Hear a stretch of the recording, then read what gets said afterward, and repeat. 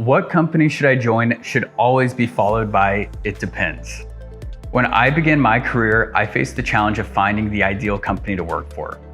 Having assisted hundreds of individuals in their job search, I have valuable insights into key factors to help you make an informed decision. There's no silver bullet on which company is the best, but I want to give you perspective on how to view this. Now, let's break down some considerations. Step 1, startup versus big name company. One of the most common questions I receive is, should I choose a startup or a big name company? To help you consider your options, let's examine the pros and cons of each. Startup pros. Startups offer an exhilarating, fast-paced environment. They often promise substantial equity, especially if the company goes public or is acquired, along with rapid career progression. Working for a lesser-known, faster-growing company may have less structure but more upside. This skill building is invaluable for long-term success. Additionally, startups can provide more exposure to various company departments, helping you gain a broader understanding of business operations and develop complementary skills in a challenging environment. Startup cons. On the flip side, startups can have a grow or go mentality, requiring impact and a low tolerance for underperformance. Departments may not be as well established and promotions can stagnate if the company doesn't see revenue growth. A sales example. If AEs aren't closing revenue, it will be hard to justify promoting an SDR. After all, there needs to be a revenue justification to open up a new territory. Clear career progression can be less evident in a startup due to the absence of established timelines. In general, the future of a startup can be uncertain. They can fail, and there are no guarantees. However, if it pays off, the rewards can be generous, and you can learn a lot in the process. Depending on your goals, your career will only grow as fast as the company you're in, so proceed accordingly. Now let's consider the pros and cons of a big name company. Big name pros. Recognizable names on your resume can open up doors for the rest of your career. Future hiring managers won't have to grill you to see if you're qualified a lot of times because there's a lot of trust that comes from working with a big name like AWS, Oracle, Google, and other big names. These companies typically offer more resources and professional development and often have well-defined programs, including comprehensive onboarding to ease the pressure on new hires. Example of a benefit from a sales lens. Brand recognition may lead to higher response rates in cold emails and cold calls. For instance, receiving an email from a Dell representative is more likely to draw attention than one from Cupcake.io. Totally making that up. Big companies may provide clear promotion timelines, offering more stable career path with proper performance. I see a lot of people start entry-level sales and often have opportunities to explore roles in various departments such as campus recruiting, engineering, finance, marketing, rather than being confined to sales their entire career at these big companies. And because these companies are large, there may be a lot of people getting onboarded with you to make the experience fun, where a startup may be hiring people in one-off fashion. Now, some big name cons. Despite the benefits, there may be drawbacks to big name companies. They typically offer less equity and are known for possibly slower moving corporate structures, yet more stable. I know a lot of people who feel like they can't make an impact at a large company because the company is just too big. The culture can be less innovative, and navigating through red tape can be challenging due to the organization's size. These are just perspectives. Every company is different, so make sure to do your research as you start networking with individuals at the organization you want to land with. Step 2, product is king. Product is king in every company. A winning product means more revenue and more money to invest in growth, so your company keeps winning. Your career can only grow as fast as your company. Notice I've said this multiple times. Now let's look at this through a sales lens. The product you sell significantly affects your compensation. Products with high profit margin often result in higher pay. Duh. For instance, software sales, especially software as a service, typically yield higher margins because you're essentially selling thin air, a digital product, minus software engineering cost. But there's also hardware like I sold at Dell. The margins on data center products are high, so it's lucrative to sell.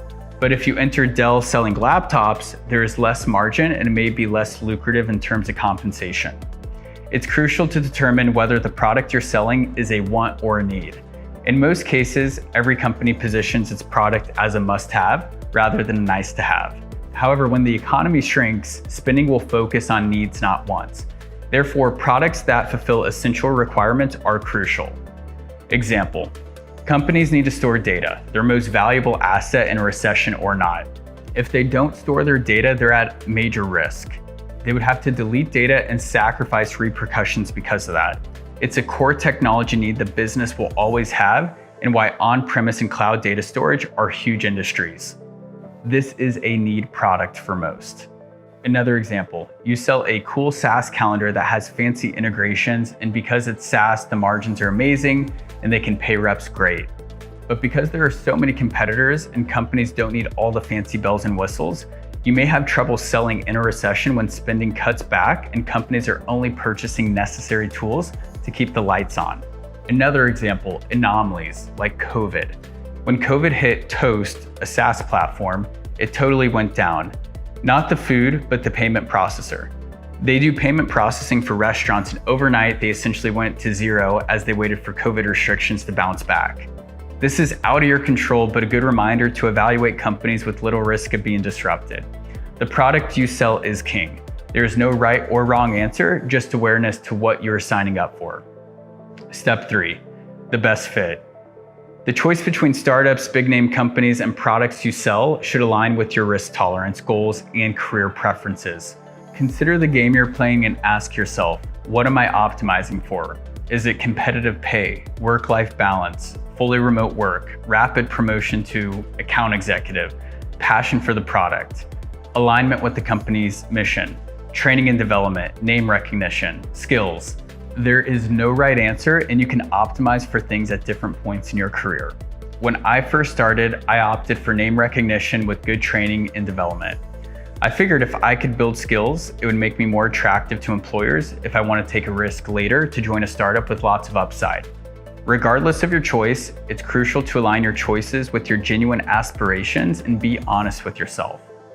Bonus, if I could go back, I would focus on jobs that help you build skills. Skills pay the bills, and that's the most important thing when building a thriving career. Next, people don't leave companies, they leave their managers. When you are starting your job search, be heavily invested in your manager and if they have the skills you are looking to build. For me, it's sometimes more qualitative. Does this person inspire me? Do they have big aspirations? If I get a chance to meet with their current team, what does their team say about them? A manager will make or break your experience, so I would 100% make sure you are aligned with them because they will control more of your career than the company as a whole. Might be worth friendly LinkedIn stalking them to see their experience and see what has put them in the position they're currently in. Now, as a bonus, I'll talk to you about evaluating a startup, which can be a very messy job. I can only speak for myself, but evaluating a startup is a monster task. Each one promises high returns with high upside, but only few live up to the hype. While the startup scene sounds cool, evaluating the strength of a startup involves assessing various aspects of the company's operations, team, and market positioning. Spoiler alert, not every startup succeeds. Most fail, and if your career can only grow as fast as the vehicle you're in, you want to have extreme confidence in the success of the startup you're joining so you are not stagnating your career. I've been doing this for a long time, and here are some key factors to consider when evaluating a startup. The team. Assess the experience and the track record of the founding team. What companies have they worked for? Look for members with relevant industry experience, successful startups, or a strong professional background. Check out the employees on LinkedIn and see where they have come from. I know a lot of people who jump from IPO to IPO and can rinse and repeat the success they had at each startup. Market. Evaluate the size and potential of the target market. Is it large enough to support the startup's growth? Consider the startup's market positioning and its unique value proposition. Is there a clear market need for the product or service? Examine the competitive landscape to understand who the key competitors are and how the startup differentiates itself. Product and service. Assess the quality and uniqueness of the product or service. Does it solve a real problem or offer a compelling solution? Consider the stage of development, example, prototype, beta, production ready, and the timeline for product launch. Look for feedback from early customers and beta testers. Traction. Check if the startup has gained any tractions in terms of users, adoption, revenue, or partnerships. Evaluate growth metrics such as customer acquisition rate, retention, and revenue growth. Business model. Understand the startup's revenue model. How does it plan to monetize its product or service? Analyze the pricing strategy and whether it's sustainable and competitive. Funding. Review the startup's funding history. Has it received funding from reputable investors or venture capital firms? Examine the current financial health and runway, how long the startup can operate with its existing funds. Market fit and validation. Look for evidence of product market fit, such as a positive customer feedback, user engagement, or high net promoter score, NPS. Consider any validation from industry experts, awards, or partnerships. Exit strategy. Understand the startup's long-term goals. Does it plan to be acquired or go public or remain independent? Assess the potential for an exit and the implications for investors. Risks. Identify and assess the risks and challenges the startup may face, such as market competition, technology risks, or regulatory hurdles. Network. Ask your professional network about the startup. When you get their opinion, annoyingly follow up with why, so you can understand why they think of a company that way. Do this with 5 people and formulate your own opinion. Ultimately, the decision of which company is right for you is personal, and no one can answer it better than you. Armed with this system, you'll be equipped to make the best decision for yourself. More and more tools are entering the market to help give insight into employees' experience at a company. I take online reviews with a grain of salt. Call me crazy, but here are 2 reasons. Why do most people leave a review? Typically, they're incentivized out of anger after being laid off, which is valid but may skew the whole sample size of what a company culture actually represents. Good employees are hard to fire, although it happens. It might be better networking with people who still work to get their take. An exception is a review where an employee left willingly and was not let go or fired. My main takeaway is this: finding the right company is tough. Luckily for the people I work with, I take all the burden off of them and have a complete job board with companies that do a great job in the sales space. Luckily for you, this is evergreen and you can use it to go deeper and get more clarity. In my opinion, blogs, reviews play a big utility in discovering what you need, but the reality is I 100% recommend talking to an insider to get the inside scoop. That always pays the best dividends. Go in slightly pessimistic. I love asking, what is your least favorite part about the company or the role? Everyone shares the highs, but familiarize yourself with the lows. The right company for you may seem tough, but when you use this operating system, you will have a robust list of resources to make sure that you're vetting everything out to make the right decision for you.